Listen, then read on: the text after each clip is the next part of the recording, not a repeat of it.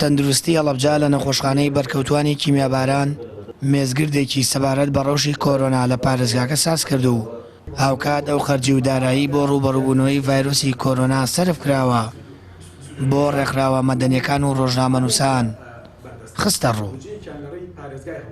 جێگری بەڕێوەبەری تەندروستی هەڵەبجە دەڵێت لەلایەن وەزارەتی تەندروستی و بودجەی پارێزگای هەڵەبجە و خێرخوازانەوە نزیکەی 400 ملیۆن دیناریان بۆ ڕوبەڕووبوونەوەی کۆرۆنا سەرف کردووە. بڕی 150 ملیۆن دینارمان لە ڕێی وەزارەتی تەندروستیەوە بۆ تەرخان کراوە و لە ڕێی پارێزگای هەڵەبجەشەوە زیاد لە 120 ملیۆن دینار بۆ تاقیگەی تایبەت بە کۆرۆنا سەرف کراوە کە تیایدا یەکێک لەو ئامێرانەی کە دابین کرا ئامێری پشکنینی دەرکەوتنی پشکنینی ڤایرۆسی کۆرۆنا بوو لەگەڵیشا دوو ئامێری هەناسانی دەستکرد ڤێنتیلێتەریان هەر لەسەر هەمان موجە بۆ بەڕێوەتی تەندروستی هەڵەبجە کردیوە.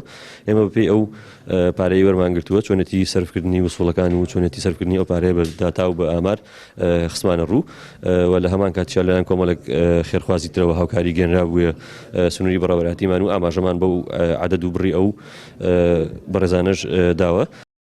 پارێزگای هەڵەبجە ئەو سنوورە لەگەڵ کۆماری ئیسلامی ئێران و لەو وڵاتە ڤایرۆسەکە بەربڵاوە بە درێژایی سنووریش لەگەڵ ئێران ڕێوشوێنە تەندروستی و ئەمنیەکان بەباشی بۆ خۆپارێزی و بڵاو نەبوونەوەی کۆرۆنا گیراونەتە بەر.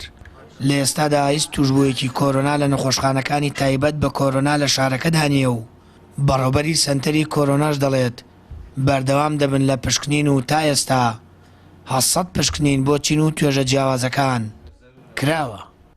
ئێمە هەر لە سەرەتاوە بە شێوەی هەڕەمەشی وەرمان گرت لەخوا بەزیابێ شێوە هەڕەمەشیەکان ئێمە هەمووی نێگەتیڤ دەرچوون بەڵام ئێستا شوێنە دوورەدەستەکان و ناوچە سنووریەکان و ناحیەکان بۆ ناحیەی بیارە بەمۆ ئەوانە هەمویان لە بەرنامەمانە هەیە کە نمونەیان لێوەربژێت بە شێوەی هەڕەمەشی 800 پشکنینمان کردووە زۆری لەخوا بەزیابێ نێگەتیڤ بوون و بڕیارە لە هەفتەی داهاتووشەوە بە شێوەی زۆر بەربڵاو دەستکەین بۆ وەرگرتنی سامپڵەکان بە تایبەتی ئەم جاریان لە ناحیەکانەوە دەست پێکەین دوایی پاشانەگەڕینەوە بۆ سەنتەری هەڵەبجە.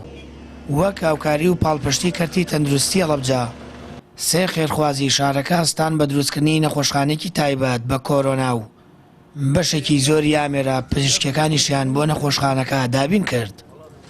22 توش بوو بە ڤایرۆسی کۆرۆنا لە پارێزگای هەڵەبجە تۆمار کران دوای چارەسەر و مانەوەیان لە نەخۆشخانە سەرجەمیان لە نەخۆشیەکە چاک بوونەوە و ڕەوانەی ماڵەوە کرانەوە.